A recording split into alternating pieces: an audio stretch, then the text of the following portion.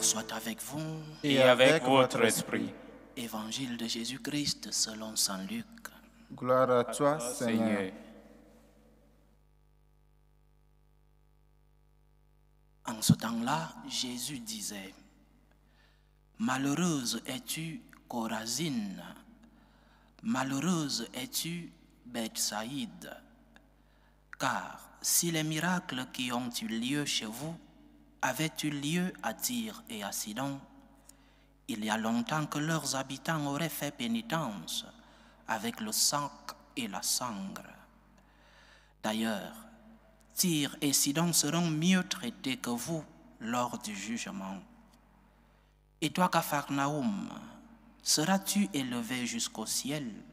Non, jusqu'au séjour des morts, tu descendras. Celui qui vous écoute m'écoute, celui qui vous rejette me rejette, et celui qui me rejette, rejette celui qui m'a envoyé.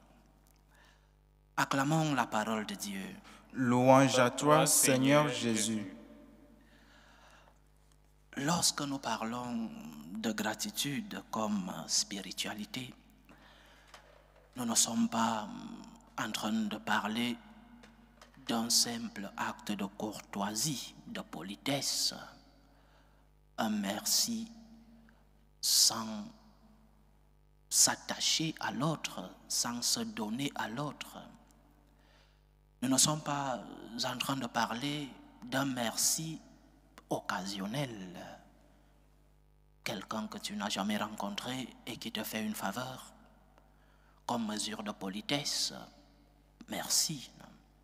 Et c'est bien d'avoir cet acte de politesse après avoir reçu une faveur. Mais en termes de spiritualité, nous ne sommes pas en train de parler de cette courtoisie, de cette politesse que nous ont enseigné nos parents et grands-parents, la société en général. Nous sommes en train de parler d'un mode de vie, un mode de vie. Un mode de vie qui implique une réponse, la réponse de l'homme à son Créateur, la réponse de l'homme à Dieu. Mais pas une réponse de courtoisie, j'insiste, pas une réponse de politesse, pas un simple merci comme un enfant capricieux qui reçoit un cadeau et qui tend les mains et tourne le dos. C'est plus spirituel qu'un acte de courtoisie. Nous parlons d'un mode de vie. Un mode de vie qui implique 3 points. Le premier, la gratitude comme un acte d'amour. Un amour en retour. Un amour comme réponse. Mais cet amour naît de la conscience de ce que j'ai reçu de Dieu. Lorsque je suis conscient des merveilles que j'ai reçues, lorsque je suis conscient que sans Dieu, je ne serais pas ce que je suis aujourd'hui, lorsque je regarde mon passé, mon présent, et que je lève les yeux, je tends le regard vers mon futur, je suis conscient qu'il y a quelqu'un qui m'a aidé à être ce que je suis. Et cela fait naître en moi une réponse, la gratitude. Merci, mais plus comme un acte de courtoisie, mais comme un acte d'amour. Un amour en retour. Parce que tu m'as aimé en premier, Seigneur, je dois répondre à cet amour avec gratitude, avec mes œuvres, avec ma vie. Donc, ce mode de vie implique, premier point, une réponse d'amour. Deuxième point, cette gratitude envers Dieu est un acte de justice. Nous disons dans l'Eucharistie, cela est juste et bon. Lorsque le prêtre dit, rendons grâce au Seigneur, notre Dieu, le peuple répond, cela est juste et bon. Cela est juste un acte de justice. Il est juste de rendre grâce à Dieu. Il est juste d'avoir un mode de vie basé sur la gratitude. Et lorsqu'on parle de justice, on parle de devoir. C'est un devoir d'être reconnaissant envers Dieu. C'est un devoir. Nous ne faisons pas une faveur à Dieu. Nous ne faisons pas une simple courtoisie à Dieu. C'est un devoir pour chaque homme de rentrer vers celui-là qui est sa source, son origine, comme une offrande. Il est juste de rendre grâce au Seigneur.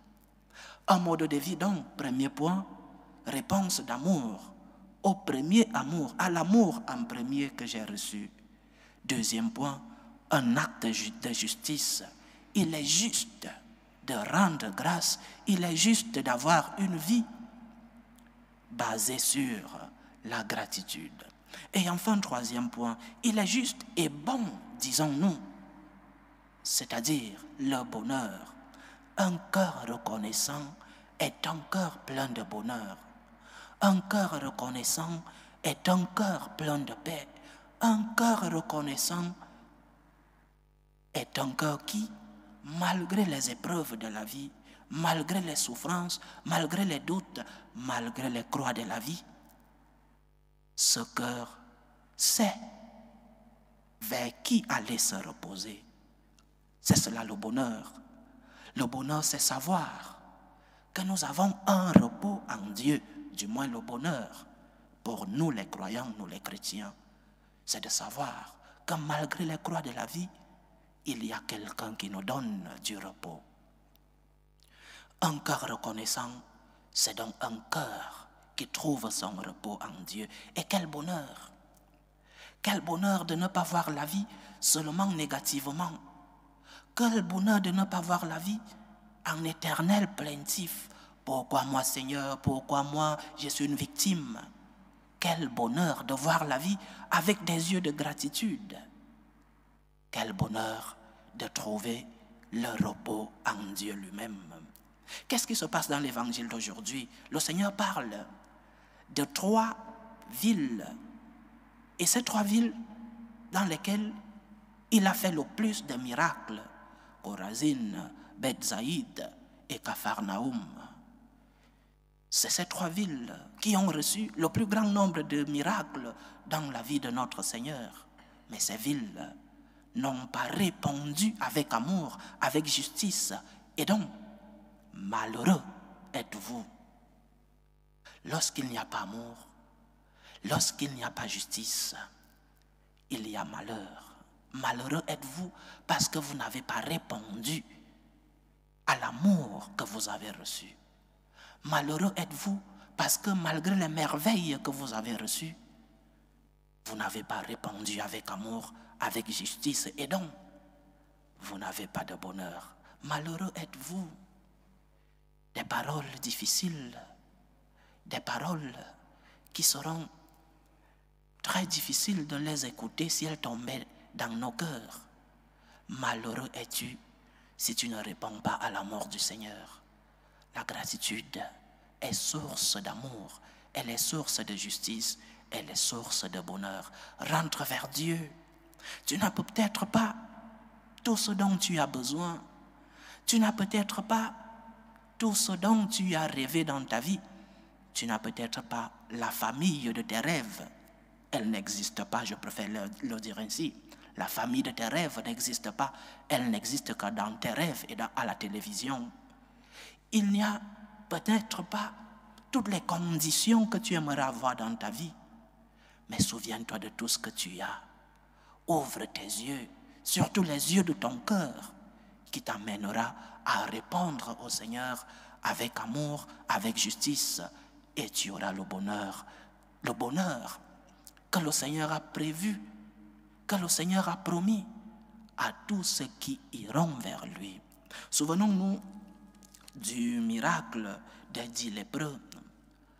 Lorsque le Seigneur guérit ces 10 lépreux, guérison physique, tous, parce que le Seigneur leur dit d'aller se présenter au prêtre, tous s'en vont.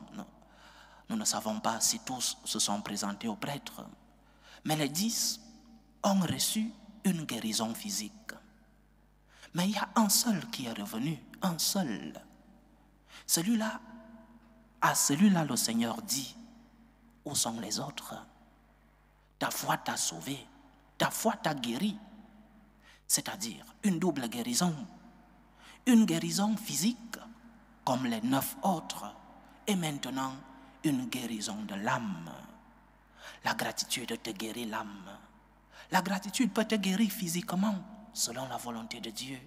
La gratitude peut résoudre tes problèmes selon la volonté de notre Père. Mais surtout, la gratitude guérit ton âme. La gratitude te donne le bonheur des enfants de Dieu, c'est-à-dire le repos en Dieu lui-même. Rentre vers le Seigneur. Quelles sont les merveilles que tu as reçues? Souviens-toi des grâces que tu as reçues. Que le diable ne te formate pas la mémoire, parce que tu as reçu tant de bien de Dieu. Rentre vers lui, dis-lui merci.